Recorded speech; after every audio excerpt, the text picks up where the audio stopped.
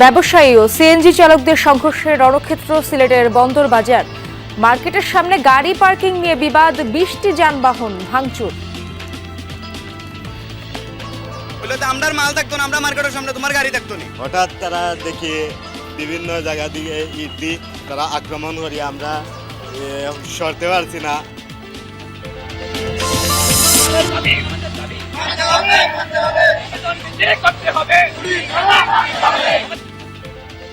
দাবি আদায়ে আজও গাজীপুর ও আশুলিয়ার 2 শতাধিক কারখানা শ্রমিকদের বিক্ষোভ, সংকট সমাধানে শ্রম মন্ত্রণালয় সচিবের বৈঠক।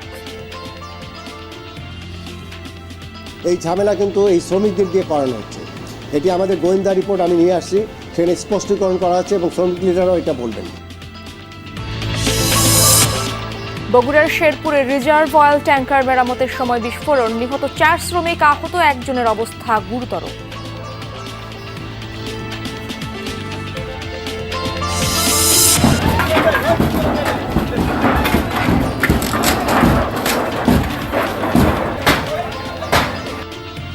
মানিকগঞ্জে শহীদ রফিক সেতুর টোল বন্ধের দাবিতে স্থানীয়দের বিক্ষোভ, ভাঙচুরের পর টোল প্লাজায় অগ্নিসংযোগ, সেনাবাহিনীর হস্তক্ষেপে পরিস্থিতির নিয়ন্ত্রণ।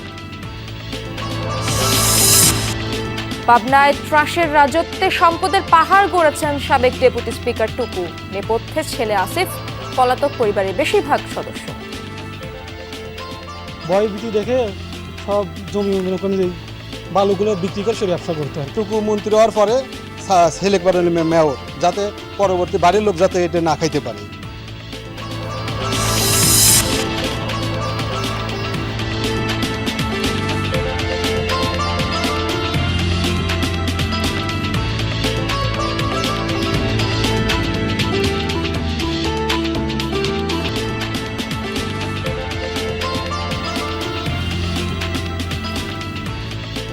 আমন্ত্রণ বিরতিহীন সংবাদ সারা দেশে আপনাদের সঙ্গে আছি আমি ইশরাত জাহান। এতক্ষণ শিরোনাম দেখছিলেন।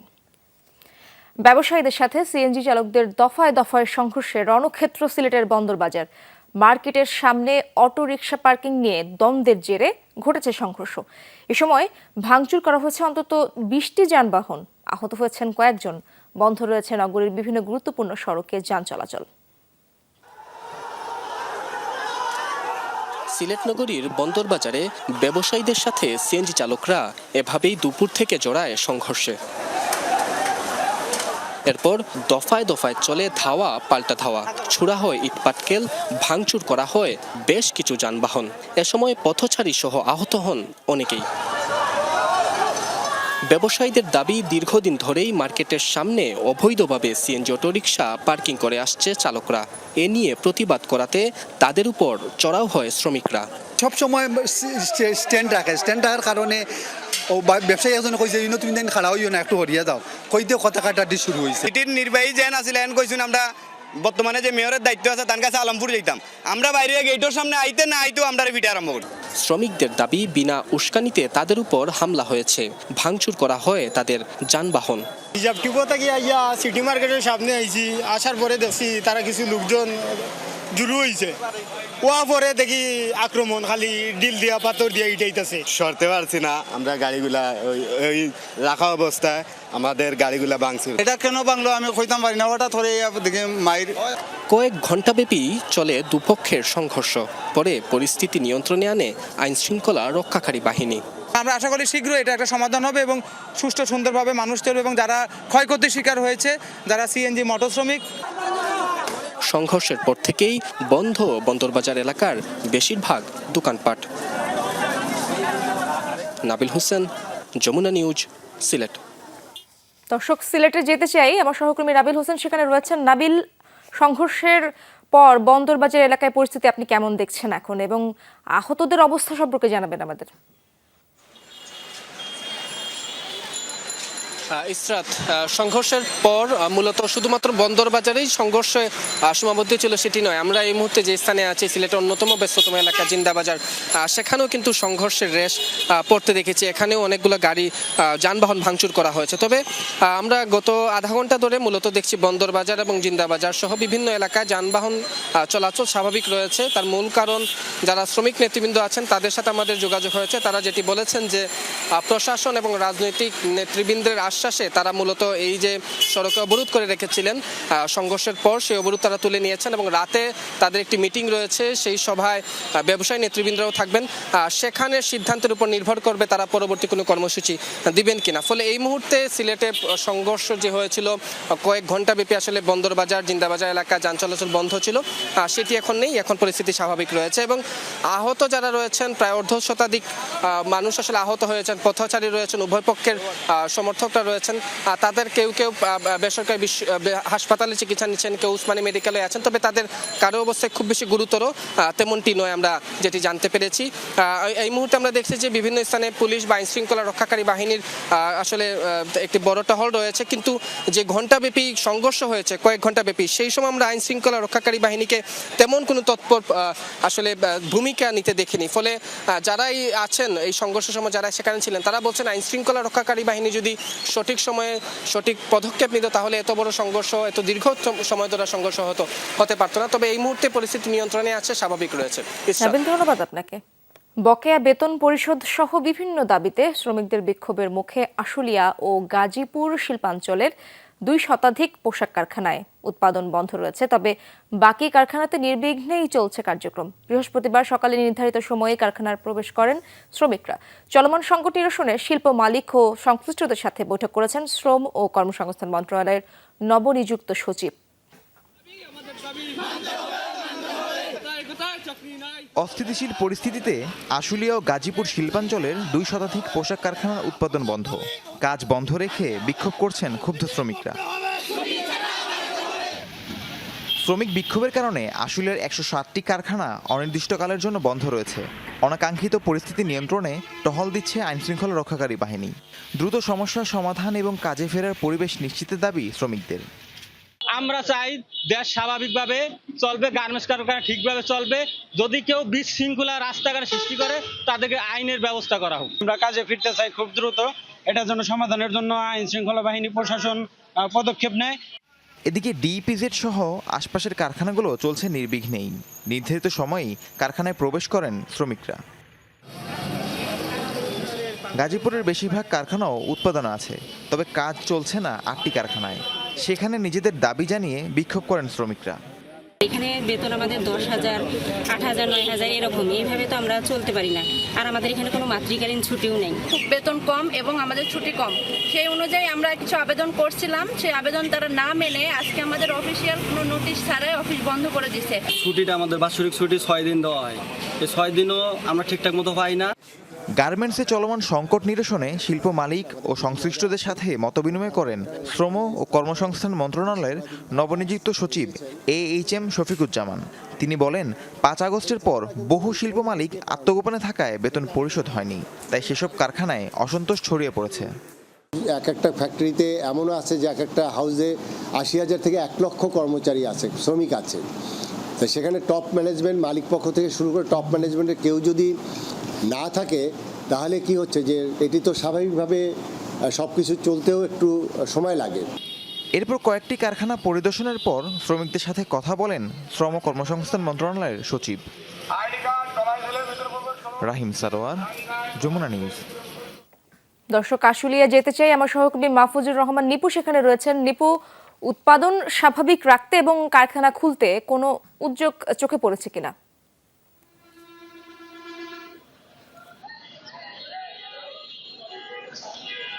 ইসরাত, আসলে আজকে কিন্তু যে কয়েকটি কারখানা খোলা ছিল তাদের মধ্যে বেশ কয়েকটি কারখানায় কিন্তু দুপুরের পর ছুটি দিয়ে দিয়েছিল। তো আমরা দেখেছি যে আশুলিয়া শিল্পাঞ্চলের বিভিন্ন এলাকায়, অর্থাৎ যে সকল এলাকায় শ্রমিকরা বসবাস করে, শ্রমিক কলোনি যেগুলো রয়েছে, সেখানে কিন্তু বিভিন্ন রাজনৈতিক দল, সামাজিক ব্যক্তি, স্থানীয়রা তারা কিন্তু যে শ্রমিকদের বোঝানোর চেষ্টা করছে যে শিল্প পোশাক কারখানা একটি দেশীয় সম্পদ, এটা যাতে বিনষ্ট না করে, কোনো ধরনের সহিংসতা আন্দোলন না করে, এই বিষয়টি কিন্তু তারা বোঝানোর চেষ্টা করছে। আমরা দেখেছি শুধু যে শুধু যে রাজনৈতিক দল তারা যাচ্ছে তা না, এমনকি আমরা শ্রমিক সংগঠনের পক্ষ থেকেও কিন্তু দেখেছি তারা বিভিন্ন জায়গায় গিয়ে শ্রমিকদের সঙ্গে কথা বলার চেষ্টা করছেন। এছাড়াও আপনি জানেন যে সবসময় কিন্তু আইন শৃঙ্খলা রক্ষাকারী বাহিনী যেমন র্যাব, পুলিশ এবং বর্তমানে সেনাবাহিনী রয়েছে, তারা কিন্তু সর্বসময় কিন্তু শ্রমিকদের সঙ্গে কথা বলছেন এবং মালিক পক্ষের সঙ্গে কথা বলছেন, অর্থাৎ শ্রমিক আর মালিকের সেতু বন্ধন করার জন্য কিন্তু তারা কাজ চালিয়ে যাচ্ছেন, যেন আগামী শনিবার থেকে যখন শিল্প কারখানা খুলে দেওয়া হয় তখন যেন আর কোনো ধরনের আন্দোলন না হয়, সে বিষয়টি মাথায় রেখে কিন্তু তারা কথা বলে যাচ্ছেন। টিপু, ধন্যবাদ আপনাকে। বগুড়ার শেরপুরে রিজার্ভ অয়েল ট্যাঙ্কার মেরামতের সময় বিস্ফোরণে 4 শ্রমিক নিহত হয়েছেন, দগ্ধ হয়েছেন একজন। দুপুরে মজুমদার রাইসবার্ন হুয়েল মিলে এই ঘটনা ঘটে। প্রত্যক্ষদর্শীরা জানান, যশোরের একটি প্রতিষ্ঠান থেকে যাওয়া কয়েকজন শ্রমিক রিজার্ভ অয়েল ট্যাঙ্কার মেরামত করছিলেন। হঠাৎ বিকট শব্দে বিস্ফোরণ ঘটে, এতে দগ্ধ হন 5 জন। তাদেরকে গুরুতর অবস্থায় নেওয়া হয় শহীদ জিয়াউর রহমান মেডিকেল কলেজ হাসপাতালে, সেখানে 4 জন মারা যান। সবার বাড়ি নীলফামারীর সৈয়দপুরে। আহত একজনের অবস্থা আশঙ্কাজনক বলে জানিয়েছেন চিকিৎসকরা।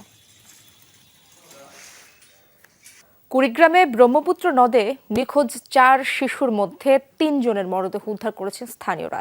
উদ্ধারকৃত 3 শিশু হল রাজমুল হোসেন, আতিক হোসেন ও জুয়েল। এখনও আখিমণি নামে এক শিশু নিখোঁজ রয়েছে। পুলিশ জানায়, নাগেশ্বরী উপজেলার নারায়ণপুর ইউনিয়নে ব্রহ্মপুত্র নদে বুধবার দুপুরে 5 জন গোসল করতে নামে। এ সময় স্রোতের টানে 4 জন ডুবে যায়। খবর পেয়ে তাৎক্ষণিক খোঁজাখুঁজি করে নিখোঁজের উদ্ধার করা সম্ভব হয়নি। আজ সকালে স্রোতের টানে বহুদূর ভাটি থেকে 3 জনকে উদ্ধার করে স্থানীয়রা। এই ঘটনায় এলাকায় শোকের ছায়া নেমে এসেছে। ওই বাচ্চাটা আবার কিনারের লোক আসছিল বা দামগারা, তাগর বলছে যে এরকম বাচ্চা সাইডটা ভাইসা গেতেছে, হ্যাঁ তোমরা দৌড়া যাও। তারা ঝাপা পানিতে পড়ে দেখে যে না, বাচ্চার দেখা যায় না। ফায়ার সার্ভিসের লোক, ডুবুরি, এদের কাছে আমাদের দাবি ওটাকে খুঁজে দেওয়ার জন্য। 3 জন শিশুর লাশ আমরা পেয়েছি এবং সেটা পানির স্রোতে ভেসে একটা আমার এই কচাকাটা এলাকায় আর একটি উলিপুর এবং একটি চিলমারি এলাকায় পাওয়া গেছে। বাকি যে শিশুটির লাশ আমরা এখনো পাই নাই। আমাদের খোঁজাখুঁজি অব্যাহত আছে এবং ডুবুরিরা এর জন্য কাজ চালিয়ে যাচ্ছে। জিপিএইচ কোয়ান্টাম B600TR বাংলাদেশের উচ্চ শক্তি সম্পন্ন একমাত্র রড। সবার সহযোগিতা পেলে অন্তর্বর্তী সরকারের ব্যর্থ হওয়ার সুযোগ কম, এই মন্তব্য করেছেন নাগরিক ঐক্যের সভাপতি মাহমুদুর রহমান মান্না। দুপুরে নারায়ণগঞ্জ প্রেস ক্লাবে অভ্যুত্থান পরবর্তী আজকের বাংলাদেশ বিষয়ে আলোচনা সভায় তিনি কথা জানান। মান্না বলেন, নির্বাচন পর্যন্ত সংস্কারের বিষয়গুলো নির্ধারণ করতে হবে। সংবিধানের যে ধারাগুলো একটি সরকারকে স্বৈরাচার হওয়ার সুযোগ দেয় সেগুলো বাতিল করতে হবে। গ্রহণযোগ্য নির্বাচনের জন্য অন্তর্বর্তী সরকারকে যতটুকু সময় দেওয়া দরকার তা দিতে হবে বলেও মন্তব্য করেন নাগরিক ঐক্যের সভাপতি। সব ব্যাপারে হবে না, এই সরকারের ব্যর্থ হওয়ার সুযোগ কম, এটা সাকসেসফুল হতে হবে এবং তারা সেই ইন্টেনশন যেহেতু দেখাচ্ছে তাদেরকে সেই সহযোগিতা করব। আর ভুল যদি করে তাহলে সেই ব্যাপারটা তাদের কাছে স্পষ্ট বলবো, এটা এরকম না করে এরকম হওয়া উচিত। জামালপুরে গণ অভ্যুত্থানে নিহতের স্বজনদের সাথে দেখা করেছে বৈষম্য বিরোধী ছাত্র আন্দোলনের কেন্দ্রীয় সমন্বয়করা। সকালে জেলা পুলিশ সুপার কার্যালয়ের এক আলোচনা সভায় অংশ নেন বৈষম্য বিরোধী ছাত্র আন্দোলনের কেন্দ্রীয় সমন্বয়ক লুৎফুর রহমান, সহ সমন্বয়ক আরমানুল ইসলাম ও সাকিবুল হাসান। এ সময় আন্দোলনে নিহত এবং আহতদের পরিবারের সাথে কথা বলেন তারা। পরে আন্দোলনের সময় নেতৃত্বে থাকা জেলা উপজেলার ছাত্র প্রতিনিধিদের সঙ্গেও মতবিনিময় করেন তারা। মানিকগঞ্জের সিংগাইরে শহীদ রফিক সেতুর টোল বন্ধের দাবিতে বিক্ষোভ করেছে স্থানীয় জনতা। এ সময় বিক্ষুব্ধ জনতা টোল প্লাজা ভাঙচুরের পাশাপাশি আগুন দেয়। প্রায় 1 ঘন্টা বন্ধ থাকে হেমায়েতপুর, সিংগাইর, মানিকগঞ্জ আঞ্চলিক মহাসড়কে যান চলাচল। পরে সেনা সদস্যদের হস্তক্ষেপে পরিস্থিতি স্বাভাবিক হয়। ভাঙচুরের পর দেয়া হয়েছে আগুন। পুড়েছে হেমায়েতপুর সিংগাইর আঞ্চলিক মহাসড়কের শহীদ রফিক সেতু টোল প্লাজা। টোল বন্ধের দাবিতে পূর্ব ঘোষিত কর্মসূচি অনুযায়ী সিংগাইরে শহীদ রফিক সেতু এলাকায় জড়ো হয় কয়েকশো মানুষ। তারা বিক্ষোভ মিছিল নিয়ে যায় টোল প্লাজায়। ভাঙচুরের পর ঘটে সহিংসতা। এককভাবে টোল যে একজন মালিক ছিল বিষয়টা এমন না, আমাদের সিংগাইরে কিছু দোষরা ছিল, হেমায়তপুরে কিছু ফেসিবাদের দোষরা ছিল, তার সম্মিলিতভাবে একটা ফেসিজমটা এখানে প্রতিষ্ঠা করতে চাইছে। লুৎফর মহাজন নামে যে আছেন তার নেতৃত্বে কিন্তু এই টোলটা নেওয়া হয়। যদি আবার টোল নেওয়ার জন্য প্রস্তুতি গ্রহণ করে তারা, তাহলে আমরা আবার আমাদের কর্মসূচি চালু করব। সাভারের হেমায়েতপুর ও মানিকগঞ্জের সিংগাইরের সংযোগস্থল ধলেশ্বরী নদীতে সেতুটি চালু হয় 2000 সালে। শুরু থেকেই যানবাহনে টোল আদায় করা হয় এখানে। স্থানীয়দের অভিযোগ, 307 মিটার দৈর্ঘ্যের এই সেতুর টোল দিতে গিয়ে ক্ষতির শিকার হচ্ছেন তারা। নাকি এখানে ইনভেস্ট করতে দিচ্ছে, মিল ফ্যাক্টরি বানাতে দিচ্ছে, কিন্তু দেখা যায় টোলের কারণে তাদের অনেক খরচ পড়ে যায়। এজন্য অনেকে মিল ফ্যাক্টরি করতে চাইছে না, গার্মেন্টস করতে চাইছে, তাও করতে পারছে না। চাই প্রধান উপদেষ্টার কাছে অনুরোধ করছি, উনি যেন আমাদের এই দৃষ্টি আকর্ষণ করে সবার মুখে থেকে টাকা দিয়ে টোল বন্ধ করে দেন। স্থানীয়দের অভিযোগ, গত 24 বছরে সেতুটির নির্মাণ ব্যয়ের তুলনায় কয়েক গুণ বেশি টাকা আদায় হলেও আওয়ামী লীগের কয়েকজন নেতা ও আমলাদের যোগসাজশে টোল আদায় অব্যাহত। তাই বর্তমান সরকারের কাছে টোল পুরোপুরি মুক্ত করার দাবি তাদের। বারবার এই টোলটাকে এক্সটেনশন করে আমাদের সিঙ্গারবাসীকে একটা গলার কাটা হিসেবে পরিণত করেছে। এই অবৈধ টোল থেকে আমরা মুক্তি চাই সিঙ্গারো এবং হরিরামপুরবাসী। এর জন্য আমরা মানিকগঞ্জের সর্বস্তরের জনতা একত্রিত হয়ে আজ আমরা এটা উচ্ছেদ করতে এসেছি এখানে। শহীদ রফিক সেতুর টোলের বিষয়ে জানতে ইজারাদার এবং সড়ক ও জনপথ বিভাগের কর্মকর্তাদের সাথে যোগাযোগের চেষ্টা করেও কাউকে পাওয়া যায়নি। B M Khorshed, Jamuna news, Manikganj. বৈষম্য বিরোধী আন্দোলনে শিক্ষার্থী ইমাম হাসান নিহতের বিচার দাবিতে নারায়ণগঞ্জে মহাসড়ক অবরোধ করে বিক্ষোভ হয়েছে।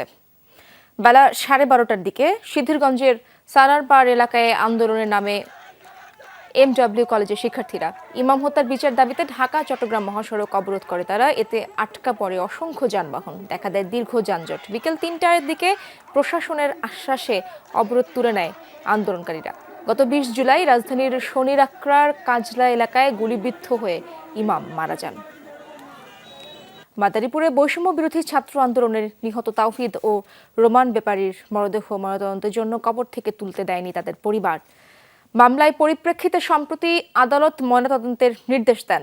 স্থানীয়রা জানায়, সকালে সদরের সুইচারডাঙ্গা গ্রামে তাওহিদের মরদেহ উত্তোলন করতে যান নির্বাহী ম্যাজিস্ট্রেট নাইম সরকার। এ সময় আপত্তি জানায় পরিবার। অন্যরা মামলা করায় দেহাবশেষ উত্তোলন করতে দেয়া হবে না বলে জানায় তারা। অন্যদিকে ভদ্রখোলা এলাকায় রোমানের মরদেহ উত্তোলন করতে যান নির্বাহী ম্যাজিস্ট্রেট মোহাম্মদ মাসুম। স্ত্রী মামলার বাদী হওয়ায় মরদেহ তুলতে দেয়া হবে না বলে জানান রোমানের বাবা মা। বিষয়টি আদালতকে অবহিত করা হবে বলেও জানিয়েছেন নির্বাহী ম্যাজিস্ট্রেট। বৈষম্য বিরোধী ছাত্র আন্দোলনে গত 19 জুলাই তাওহিদ ও রোমান নিহত হন। এদিকে নারায়ণগঞ্জে আন্দোলনে নিহতের 51 দিন পর মিলন হাওলাদারের মরদেহ ময়নাতদন্তের জন্য পটুয়াখালীর পারিবারিক কবরস্থান থেকে উত্তোলন করা হয়েছে। ত্রাসের রাজত্বের মাধ্যমে সম্পদের পাহাড় গড়েছেন পাবনা 1 আসনের সাবেক সংসদ সদস্য ও ডেপুটি স্পিকার শামসুল হক টুকুর পরিবার, যার নেপথ্যে ছেলে আসিফ। পরিবারটির বিরুদ্ধে রয়েছে জমি দখল, অবৈধ বালু ব্যবসা, চাঁদাবাজি সহ নানা দুর্নীতির অভিযোগ। টুকু গ্রেফতার হলেও পলাতক পরিবারের অনেকে। বেড়ার বিশালিখা এলাকা বালু ফেলে ভরাট করা হয়েছে ইছামতি নদী। সেখানে সুইমিং পুল তৈরি করছিলেন আওয়ামী লীগ নেতা আসিফ শামস রঞ্জন। তিনি পাবনা 1 আসনের সাবেক সংসদ সদস্য ও ডেপুটি স্পিকার শামসুল হক টুকুর ছেলে। শুধু নদী খেকো নয়, টুকুর পরিবারের দখলে ছিল সরকারি জলাধার, নৌবন্দর। অভিযোগ আছে অবৈধভাবে বালু ব্যবসা করেও কোটি কোটি টাকার বাণিজ্যের। জমি দখল, চাকরি দেওয়ার নামে প্রতারণার অভিযোগ আছে পরিবারটির বিরুদ্ধে। টুকুর সাল রঞ্জন, আমাদের ফসলীয় জমি ধান লাগানো হয়, ওনা শিশু পার্কের নাম বলে বালুর ব্যবসা করে, আমাদের কাছে চাকরি দেয় না। পার্ক না করে বালুগুলো বিক্রি করে ব্যবসা, তার ক্যাডার বাহিনী দিয়ে যাদের জমি আছে তাদেরকে ভয় ভীতি দেখে সব জমি মনে করেন এই বালুগুলো বিক্রি করে সে ব্যবসা করতো আর কি। একসময় পাবনা জজ কোর্টের উকিল ছিলেন টুকু। 2008 সালের নির্বাচনে অংশ নিয়ে প্রথমবার সংসদ সদস্য নির্বাচিত হন তিনি। তারপরই যেন আলাদিনের চেরাগ পেয়ে বসেন। উপজেলা আওয়ামী লীগের সভাপতি হন ছেলে, ছিলেন পৌর মেয়রও। আরও বেপরোয়া হয়ে ওঠে পরিবারটি। বেড়াসাথিয়ায় গড়ে তোলে ত্রাসের রাজত্ব। টুকু মন্ত্রী হওয়ার পরে সিলেক্ট মেয়র, যাতে পরবর্তী বাড়ির লোক যাতে এটা না খাইতে পারে। উনি তো জানে যে এখানে কি হইব না হইব, কিভাবে খাওয়া যায়। ডেপুটি স্পিকার টুকু সাহেবের নেতৃত্বে তার ক্যাডার বাহিনীরা আদেশে আমার বাবাকে হত্যা করে। হামলা মামলা দিয়ে প্রতিপক্ষকে ফাঁসানোর অভিযোগ আছে টুকু পরিবারের বিরুদ্ধে। বাদ যায়নি নিজ দলের কর্মীরাও। 22 বছর বেড়া পৌর আওয়ামী লীগের সভাপতি, আমি বাড়িতে থাকতে পারি নাই, আমাকে কেস দিয়ে আমার ঢাকা রাখছে আমি বাড়িতে। তার নির্যাতনে আমরা বেড়াসাতের জনগণ অতিষ্ঠ। সরকার পতনের পর রাজধানীর পল্টন থানায় দায়েরকৃত মামলায় কারাগারে আছেন শামসুল হক টুকু। আত্মগোপনে তার ছেলে আসিফ সহ পরিবারের অনেকেই। পাওয়া যায়নি স্থানীয় আওয়ামী লীগের সিনিয়র কোনো নেতাকেও। ওবায়দুর রহমান, যমুনা নিউজ। সাবেক অধ্যক্ষের বিরুদ্ধে গায়েবী খাতে অর্থ আত্মসাতের অভিযোগে উত্তাল দিনাজপুর সরকারি মহিলা কলেজ। অভিযোগ, মাঠের ঘাস পরিষ্কার থেকে স্বাস্থ্যসেবা সহ বিভিন্ন খাতে নামে বেনামে লাখ লাখ টাকা নিজের পকেটে পুরেছেন অধ্যক্ষ ফরিদা পারভিন। সম্প্রতি কলেজের অভ্যন্তরীণ অডিটে বেরিয়ে আসছে একের পর এক পুকুর চুরির নজির। 1993 সালে প্রভাষক হিসেবে যোগদান, বছর দুয়েক আগে পদোন্নতিতে দায়িত্ব পান অধ্যক্ষের। দিনাজপুরের ঐতিহ্যবাহী সরকারি মহিলা কলেজে দীর্ঘ 31 বছর ধরেই শিক্ষকতা করছেন ফরিদা পারভিন। 5 অগাস্ট রাজনৈতিক পালাবদলের পর অধ্যক্ষের বিরুদ্ধে বিভিন্ন খাতে হরিলুটের অভিযোগে আন্দোলনে নামে শিক্ষার্থীরা। পদত্যাগের পর গা ঢাকা দিয়েছেন ফরিদা পারভিন। সকল শিক্ষার্থীরা আমরা সকল প্রকারের দুর্নীতি তদন্ত চাই এবং বিচার চাই। তোমাদের ইনকোর্স মার্ক দিব না, তোমাদেরকে আমি পরীক্ষায় বসতে দিব না, এমন ধরনের হুমকি প্রদান করতো। তো ওনার আতঙ্কে আমরা ছিলাম। বিভিন্ন অভিযোগে অভিযুক্ত উনি, এই জন্য ওনার পদত্যাগপত্র আমরা গ্রহণ করছি বা ওনাকে পদত্যাগ করাইছি। শিক্ষকদের অভিযোগ, রাষ্ট্রবিজ্ঞান বিভাগের প্রধান থাকা অবস্থায় বরাদ্দের 9-6 শুরু করেন ফরিদা পারভিন। অধ্যক্ষ হওয়ার পর থেকেই ক্যাম্পাসে একনায়কতন্ত্র কায়েম করেন তিনি। ভুয়া স্বাক্ষরে এমনকি বিনা স্বাক্ষরেও তুলে নেন বিভিন্ন ফান্ডের টাকা। এই যেমন 2023 সালে জনতা ব্যাংকের বাহাদুর বাজার শাখার সাধারণ তহবিল থেকেই 14,56,000 টাকা তুলে হিসাবটি বন্ধ করে দেওয়া হয়। প্রথম যে দুর্নীতিটা করেন সেটা রাষ্ট্রবিজ্ঞান বিভাগেই করেন এবং ওখান থেকে প্রায় 6-7 লক্ষ টাকা উনি আমাকে জোর করব, আমার উপর প্রেশার ক্রিয়েট করে আমাকে সিগনেচার করতে বাধ্য করে। সার্বিকভাবে প্রায় কোটি টাকার উপরে আমার মনে হয় যে আমরা বুঝতে পারছি যে প্রায় কোটি টাকার উপরে উত্তোলিত হয়ে গেছে। বিধি বহির্ভূতভাবে টাকা উত্তোলন হয়েছে, যেখানে প্রয়োজনীয় ডকুমেন্টস এ পর্যন্ত আমরা অনেকগুলোতে খুঁজে পাচ্ছি না। অভ্যন্তরীণ অডিট রিপোর্টের শুরুতেই অর্থ লোপাটের বিষয়টি নজরে আসে বলে জানায় বর্তমান কলেজ কর্তৃপক্ষ। আর এ বিষয়ে কিছুই জানেন না বলে দাবি হিসাব রক্ষকের। কাজ করতে গিয়ে প্রচুর পরিমাণ অনিয়ম আমাদের হাতে ধরা পড়ছে। আমরা দেখেছি যে বিভিন্ন শিক্ষকদের নামে তাদের আবেদন ছাড়াই, তাদের স্বাক্ষর ছাড়াই অনেক পরিমাণ টাকা উত্তোলন করা হয়েছে। ইতিপূর্বে তো এগুলো যৌথ স্বাক্ষরে, এই অ্যাকাউন্টগুলো যৌথ স্বাক্ষরে পরিচালিত হতো, এখন একক স্বাক্ষরে কেন? তখন সেই পরিপ্রেক্ষিতে উনি আমাকে বললো, তুমি কি বেশি বুঝো, আমি যেটা বলতেছি সেটা করো। ফরিদা পারভিন অধ্যক্ষ হিসেবে দায়িত্ব নেওয়ার সময় কলেজ ফান্ডে ছিল 3,40,59,000 টাকা। ক্ষমতার 2 বছরে এই ফান্ড নেমে আসে 1.5 কোটিতে। এরই মধ্যে দুর্নীতি দমন কমিশনকে বিষয়টি অভিহিত করেছে শিক্ষার্থীরা। হুমায়ুন রশিদ, যমুনা নিউজ। শেখ হাসিনা সরকারের আমলে নেয়া বেশিরভাগ প্রকল্পেই উঠে আসছে অনিয়ম, দুর্নীতির নানা অভিযোগ। বাদ যায়নি আশ্রয়ণ প্রকল্প। নেত্রকোনার হেমনগর কান্দা আশ্রয় কেন্দ্রের বাসিন্দারা বলছেন, আগেও ছিল নানা ত্রুটি, এখন সরকারের দেয়া উপহারের ঘরে থাকাই মুশকিল। গৃহ ও ভূমিহীন মুক্ত দেশ গড়তে মুজিব বর্ষের উপহার হিসেবে আশ্রয়ণ প্রকল্প হাতে নেয় ক্ষমতাচ্যুত আওয়ামী লীগ সরকার।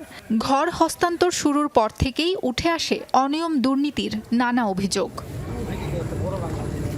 নেত্রকোনার খালিয়াজুড়ি উপজেলার সবকটি ইউনিয়নে রয়েছে আশ্রয়নের ঘর। 6 ইউনিয়নে প্রায় 1,500 ঘর বিতরণ হয়েছে ভূমি ও গৃহহীনদের মাঝে, যা নিয়ে অভিযোগের শেষ নেই উপকারভোগীদের।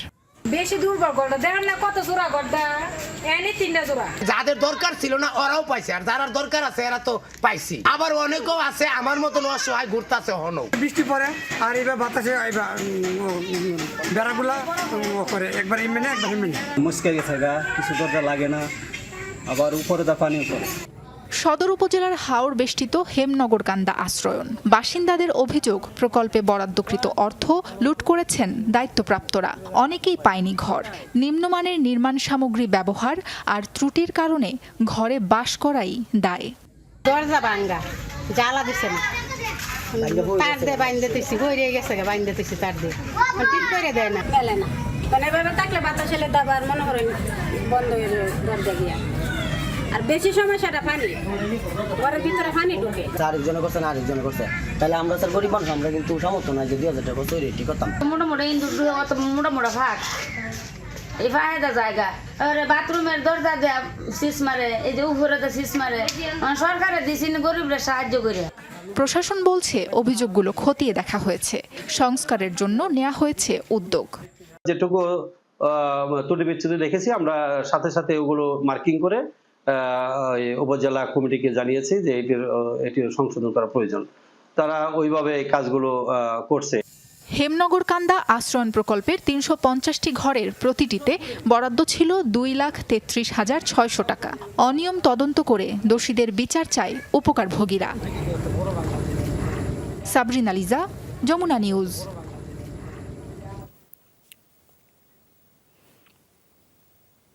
সীমান্ত দিয়ে ভারতে পাচারের সময় 25টি স্বর্ণের বার সহ 2 জনকে আটক করেছে 47 বিজিবি ব্যাটালিয়ন। ভোরে মেহেরপুরের আমঝুপি সীমান্ত থেকে তাদের আটক করা হয়। 47 ব্যাটালিয়নের সিও মাহবুব মোর্শেদ জানান, গোপন সংবাদের ভিত্তিতে মেহেরপুরের আমঝুপি এলাকায় অভিযান চালায় বিজিবি। এ সময় ঢাকা থেকে মেহেরপুরগামী একটি বাস থেকে 25টি স্বর্ণের বার সহ 2 জনকে আটক করা হয়। জব্দকৃত স্বর্ণের বারের বাজার মূল্য আনুমানিক 2.5 কোটি টাকা। জিপিএইচ কোয়ান্টাম B600 TR বাংলাদেশের উচ্চ শক্তি সম্পন্ন একমাত্র রড। স্মরণকালের ভয়াবহ বন্যায় ক্ষতির মুখে নোয়াখালীর খামারিরা। ক্ষতিগ্রস্ত 44 কোটি টাকার গবাদি পশু ও হাঁস মুরগি। চলমান জলাবদ্ধতা নতুন করে বাড়াচ্ছে ক্ষতির পরিমাণ। খামারিদের দাবি দ্রুত পুনর্বাসনের। আর্থিক প্রণোদনার আশ্বাস দিয়েছেন সংশ্লিষ্টরা। জলাবদ্ধতায় কোথাও ডুবে আছে খামারে ব্যবহৃত খাঁচা, কোথাও সীমানা প্রাচীর। পানি নেমে গেলেও নানা রোগে আক্রান্ত হয়ে মারা যাচ্ছে লেয়ার, ব্রয়লার সহ বিভিন্ন জাতের মুরগি। অ্যালার্জি সহ নানা রোগে আক্রান্ত হচ্ছেন খামারের কর্মীরাও। সব হারিয়ে দিশেহারা ক্ষুদ্র এসব খামার মালিকরা। বন্যার পানির কারণে ডিম অধিকাংশ ডিম কমে গেছে, এখন যেগুলো আছে এগুলো বাঁচানো খুব কষ্ট হইতেছে আমাদের, পানি দূষিত হয়ে গেছে। অনেক মুরগি নষ্ট হয়ে গেছে, বাকি আর সামান্য আছে। এগুলো হয়তো যদি এভাবে জলাবদ্ধতা থাকে আর কিছুদিন হয়তো আমরা এটাও আর পাবো না। ঘাস, খের এবং বিভিন্ন জিনিসপাতি এগুলো নষ্ট হয়েছে। গ্যাস উৎপাদন হইতেছে মুরগির বিষটার কারণে, অ্যামোনিয়া গ্যাসের কারণে মারা যাইতেছে প্রতিদিনে। খামারিদের অনেকেই ব্যাংক, এনজিও থেকে ঋণ নিয়ে গড়েছিলেন এসব ক্ষুদ্র প্রতিষ্ঠান। এমন দুরবস্থায় ঋণের সুদ বাদ দেওয়ার দাবি জানিয়েছেন তারা। জানান, সরকারি সহযোগিতা পেলে ঘুরে দাঁড়ানো সম্ভব। হঠাৎ করে বন্যার পানিতে সবকিছু তলিয়ে নেওয়ার কারণে সবাই ক্ষতিগ্রস্ত।